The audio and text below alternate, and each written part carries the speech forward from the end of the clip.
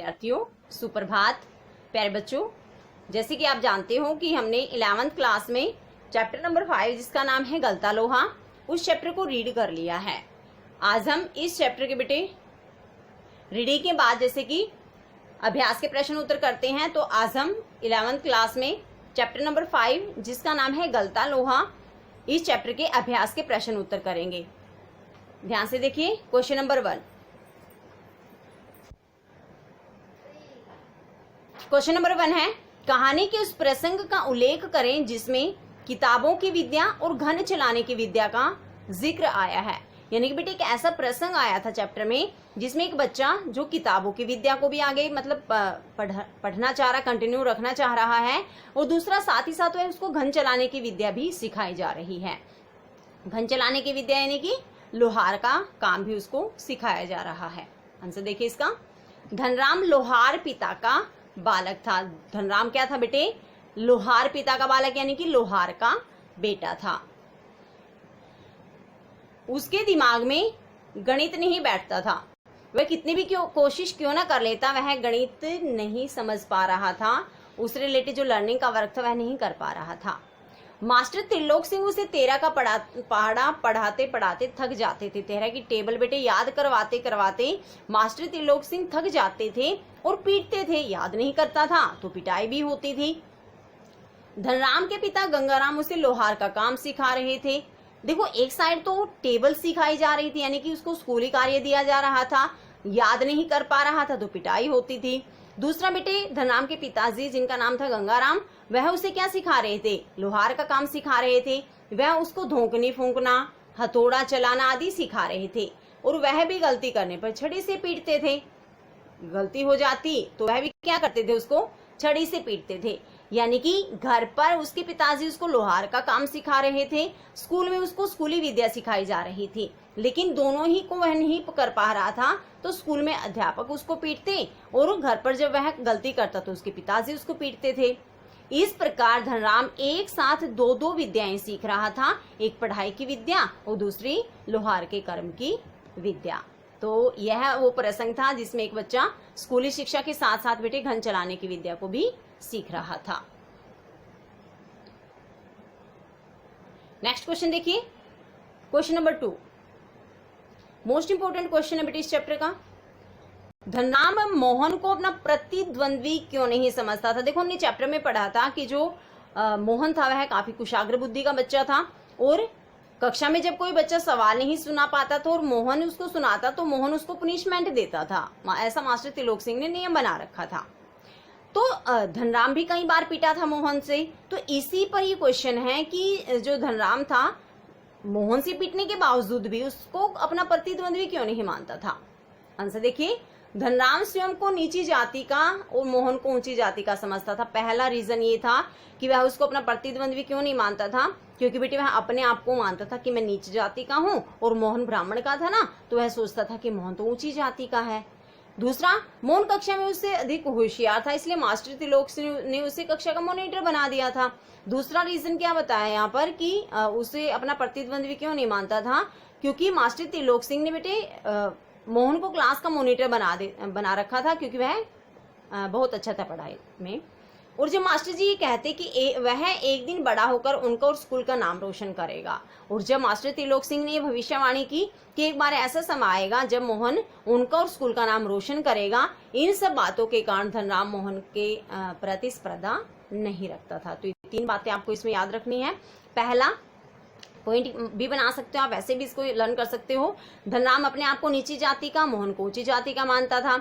दूसरा, मोहन कक्षा में अधिक होशियार था, मास्टर त्रिलोक ने उसको मॉनिटर बना रखा था, इसलिए भी वह उसको अपना प्रतिद्वंद्वी नहीं मानता था। तीसरा रीजन क्या है? जब मास्टर जी कहते कि वह एक दिन बड़ा होकर उनका और स्कूल का नाम रोशन करेगा, तो इन सब बातों के कारण धनराम मोहन से स्पर्धा नहीं करता था, इसलिए उसने उसे अपने से ऊंचा मान लिया था, इसलिए वो कभी भी उससे प्रतिस्पर्धा नहीं रखता था, प्रतिद्वंद्वी उसे नहीं मानता था। नेक्स्ट क्वेश्चन, ये भी मोस्ट इंपोर्टेंट है और दोनों क्वेश्चन में बच्चे पजल हो जाते हैं। ध्यान रखना, प्रतिद्वंद्वी क्या आएगा और व्यवहार पर आश्चर्य कहाँ आएगा। धनराम को मोहन के किस व्यवहार पर आश्चर्य होता है और क्यों? ऐसा क्या किया था मोहन ने कि उससे धनराम को उसके व्यवहार पर आश्चर्य होता है? आंसर देखिए बेटे, धनराम को मोहन के हथौड़ा चलाने और लोहे की छड़ को गोलाई देने की बात पर हैरानी होती है। जैसे ही मोहन ने हथौड़ा चलाया, लोहे की जो छड़ थी बेटे उसको गोलाई का रूप दिया, तो इससे उसको हैरानी होती है धनराम को। उसे मोहन के कुशलता पर इतना अधिक आश्चर्य नहीं होता है जितना कि उसके निरअभिमानी व्यवहार पर। जब उसने लोहार का काम किया ना, तो उस पर इतना आश्चर्य नहीं हुआ था धनराम को। उसे आश्चर्य हुआ था इस बात पर कि उसने इस काम को बिना किसी अभिमान के कर दिया था। ब्राह्मण का बच्चा होकर भी उसने लोहार के आफर पर बैठकर लोहार का काम किया था, इसलिए उसके निरअभिमानी व्यवहार पर या स्वभाव पर कह सकते हैं हमें, उसे हैरानी हुई थी। मोहन पुरोहित खानदान का पुत्र था, उसे ऊंची जाति का माना जाता था। प्राचीन समय में तो और भी ज्यादा ये था कि बेटे ब्राह्मण है तो उच्च जाति है, और कोई ब्राह्मण बालक लोहार जैसे निम्न माने जाने वाले कार्य में हाथ नहीं डालता था। जो ब्राह्मण वर्ग के होते थे, वो जो ये शिल्पकार वर्ग या शिल्पकार टोले के जो लोगों का जो कार्य होता है उसमें कभी भी हाथ नहीं डालते।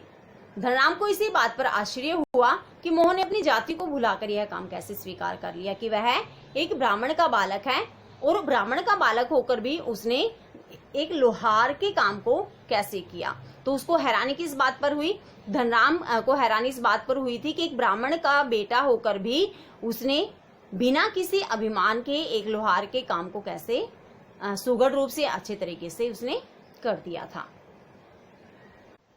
आगे देखिए क्वेश्चन बेटे, नेक्स्ट क्वेश्चन नंबर 4। मोहन के लखनऊ आने के बाद के समय को लेखक ने उसके जीवन का नया अध्याय क्यों कहा है।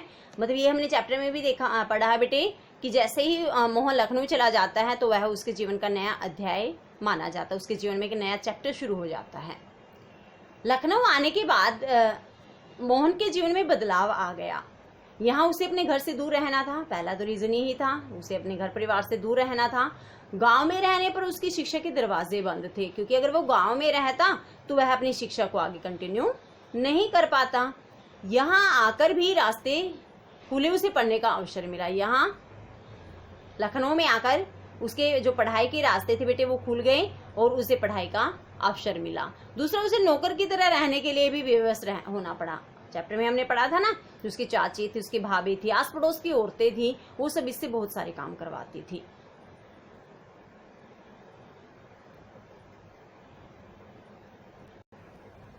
चाहे अध्याय बहुत सुखद नहीं था, सुखद तो था ही नहीं। देखो इतना कुशाग्र बुद्धि का बच्चा था, अपनी पहचान भी नहीं बना पाया, वो शहर में अच्छे से पढ़ नहीं पाया, अच्छे से उसको घर पर रखा नहीं जाता था, काम करवाए जाते थे उससे, लेकिन था तो नया अध्याय ही। तो लेखक जो है शेखर जोशी जी, उन्होंने कहा चाहे अध्याय सुखद नहीं था लेकिन था तो उसके जीवन में एक नया अध्याय ही। तो ये याद रखना है इसमें कि मतलब घर से दूर रहना पड़ा उसे गांव में रहकर, क्योंकि बेटे वो गांव में अगर रहता तो शायद पढ़ाई नहीं कर पाता।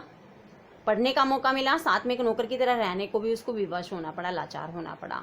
इसलिए लेखक ने कहा कि अध्याय चाहे बेशक से ज्यादा सुखद नहीं था लेकिन था तो नया अध्याय ही। Next question number 5। Master Trilok Singh के किस कथन को लेखक ने जबान के चाबुक कहा और क्यों।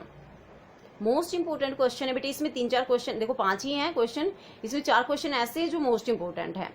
मास्टर त्रिलोक सिंह का कथन बताना है कि कौन सा कथन था जिसको लेखक ने जबान के चाबुक वैसे हाथ से चलाई जाती हैं, लेकिन कुछ ऐसी बातें भी होती है जिसको हम टोंट कहते हैं, जो जबान से चलते हैं, जो काफी मतलब मानसिक पीड़ा देने वाले होते हैं।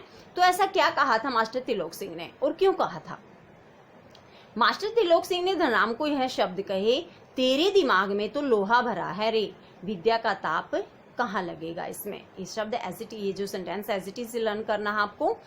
मास्टर त्रिलोक सिंह ने कहा था धनराम को कि तेरे दिमाग में तो लोहा भरा है और इसमें विद्या का ताप कहाँ से लगेगा। लेखक ने इन व्यंग्य वचनों को जबान के चाबुक कहा है। सचमुच इन शब्दों की शारीरिक चोट से भी अधिक चोट होती है। जो ये जबान के चाबुक वाले शब्द होते हैं, देखो अगर हम थप्पड़ मार देते तो उससे तो शारीरिक पीड़ा होती है, लेकिन जब हम जबान की चाबुक चलाते हैं ना तो उससे किसी शारीरिक चोट से भी ज्यादा पीड़ा होती है, ज्यादा चोट लगती है। मास्टर जी ने यह कहकर धनराम का मानसिक बल गिरा दिया कि और उसके मन में बिठा दिया कि वह बस लोहार का काम सीख सकता है, विद्या नहीं सीख सकता। जैसे मास्टर त्रिलोक सिंह ने कहा ना कि तेरे दिमाग में तो लोहा भरा है रे, विद्या का ताप कहाँ लगेगा इसमें, क्योंकि विद्या भी तो एक ताप ही, एक तप ही है ना।